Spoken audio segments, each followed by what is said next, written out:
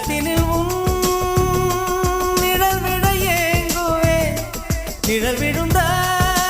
மணலையும் மடியில் தாங்குவே